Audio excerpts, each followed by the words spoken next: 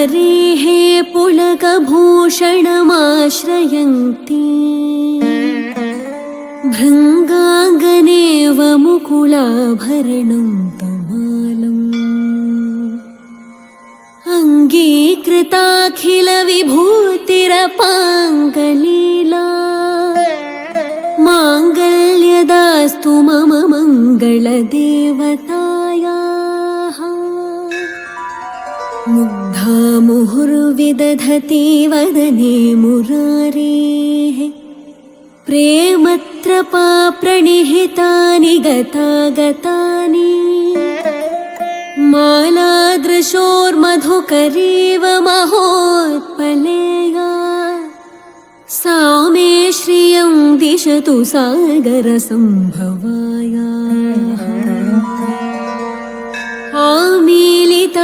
आमीलिताक्षमधिगम्य मुदा मुकुन्दम् आनन्दकङ्कमनिमेषमनङ्गतन्त्रम्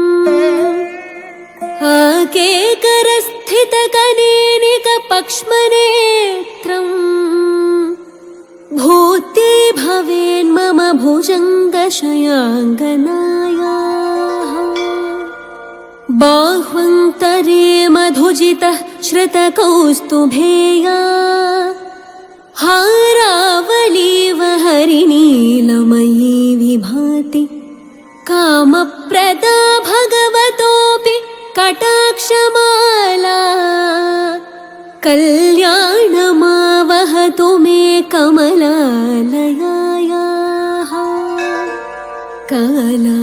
कालाम्बुदालिललितो रसिकैटभारे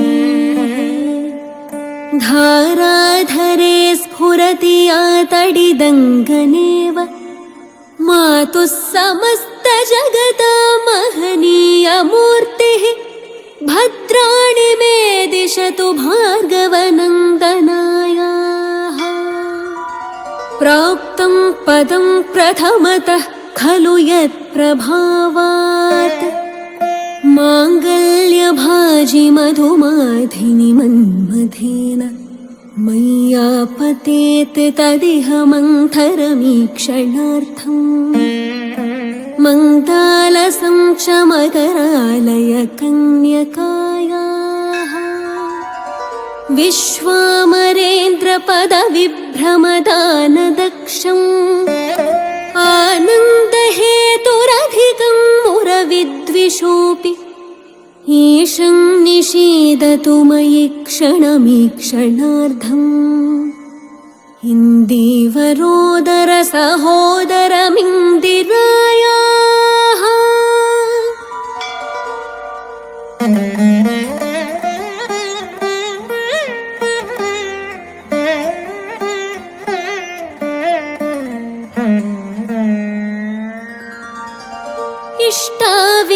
इष्टाविशिष्टमतयोऽपि ययादयार्द्रदृष्ट्या त्रिविष्टपपदं सुलभं लभन्ते दृष्टिः प्रहृष्टकमलोदरदीप्तिरिष्टा पुष्टिं कृषिष्ट मम पुष्करविष्टरायाः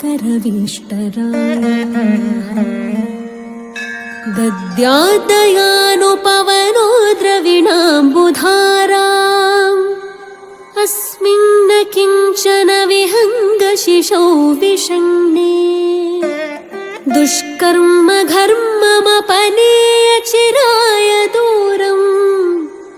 नारायण प्रणयिनी नयनाम्बुवाहः गीर्देवतेति गरुडध्वज सुन्दरीति शाकम्भरेति शशिशेखरवल्लभेति सृष्टिस्थितिप्रलयकेलिषु संस्थितायै तस्यै नमस्त्रिभुवनैकगुरोस्तरुण्यै श्रुत्यै नमोऽस्तु शुभकर्मफलप्रसूत्यै रत्यै नमोऽस्तु रमणीयगुणार्णवायै शक्त्यै नमोऽस्तु शतपत्रनिकेतनायै पुष्ट्यै नमोऽस्तु पुरुषोत्तमवल्लभायै नमोऽस्तु नाळीकनिभाननायै नमोऽस्तु दुग्धोदधिजन्मभूम्यै नमोऽस्तु सोमामृतसोदरायै नमोऽस्तु नारायणवल्लभायै नमोऽस्तु हेमाम्बुजपीठिकायै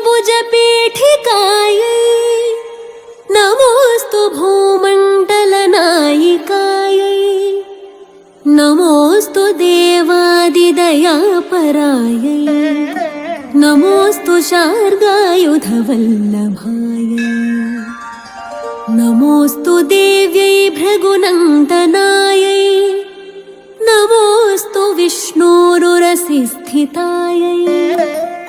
नमोऽस्तु लक्ष्म्यै कमलालयायै नमोऽस्तु दामोदरवल्लभायै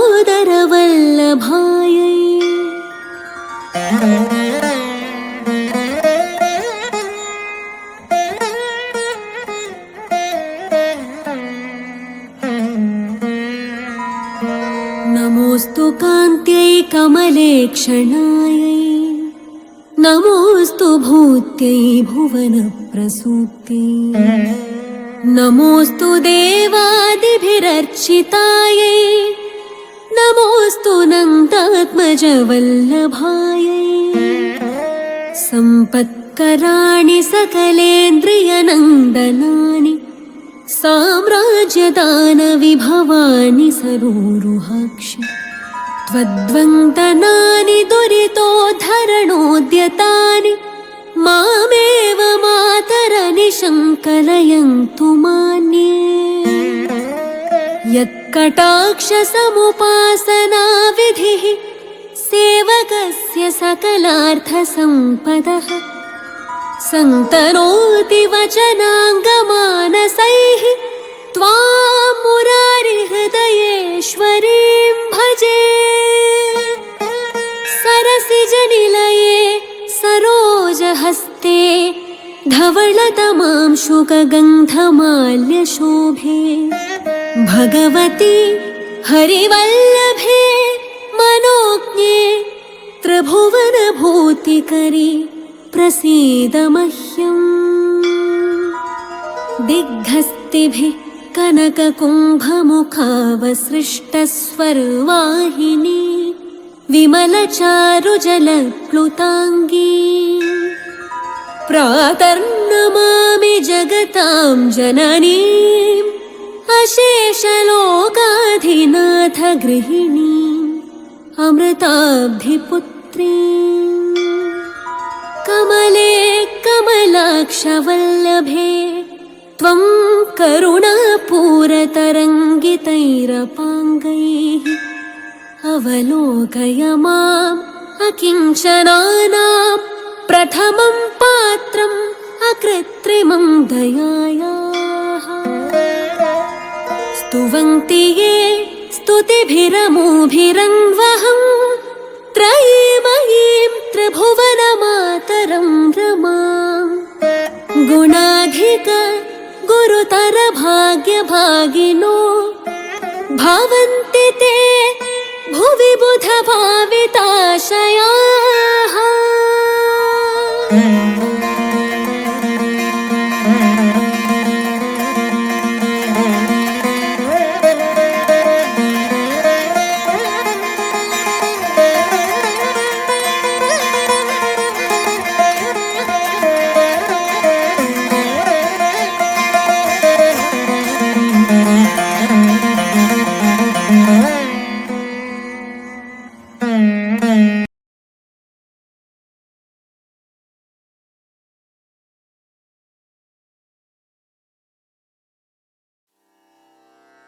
माता गिरिताता यतिगीता परिपूता माया रमणीया गणनीया गुणनीया जय देवी जय देवी जय देवी जय देवी जय देवी जय देवी जय देवी जय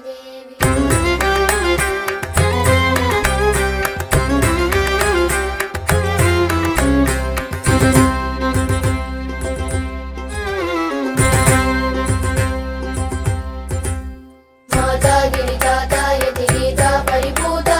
माया रमणीया गणनीया गुणनीया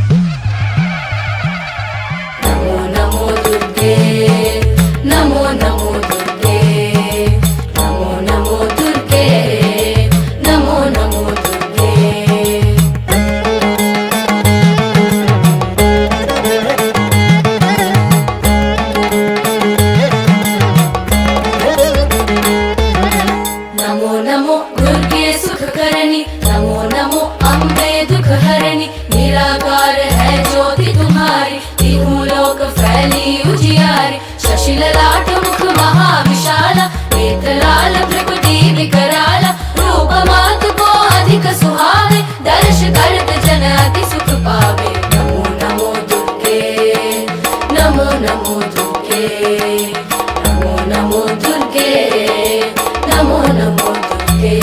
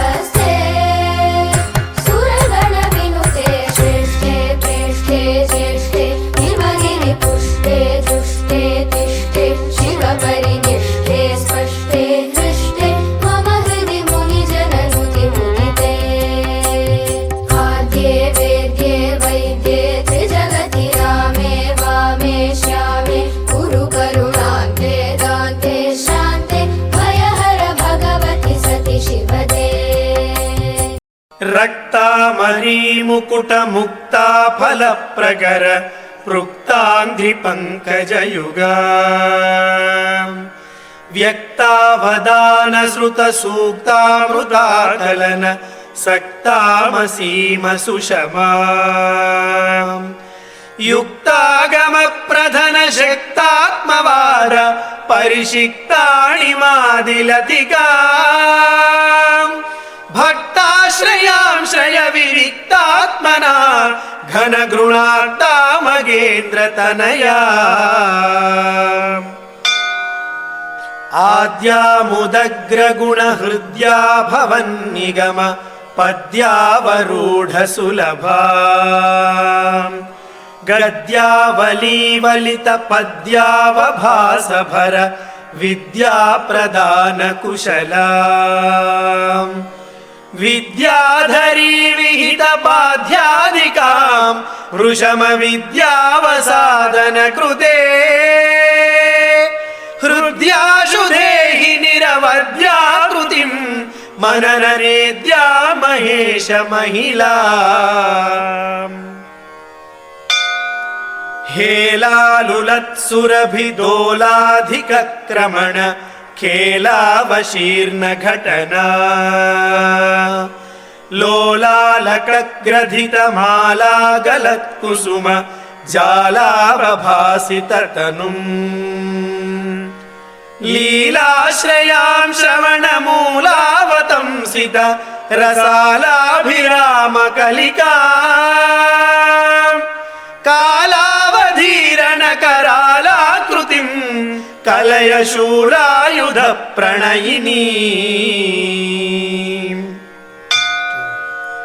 खेदातुरः किमिति भेदाकुले निगम वादान्तरे परिचिती क्षोदायताम्यसि वृथादाय भक्तिमय मोदामृतैकसरितम् पादावनी विवृति वेदावलीस्तवन नादामुदित्वर विपा चादापहामचलमादायिनीं भज विषादात्ययाय जननी एकामपि त्रिगुणसेकाश्रयात् पुनरनेकाभिधामुपगता पङ्कापनोदगदतङ्काभिषङ्ग मुनिशङ्का निरासकुशला।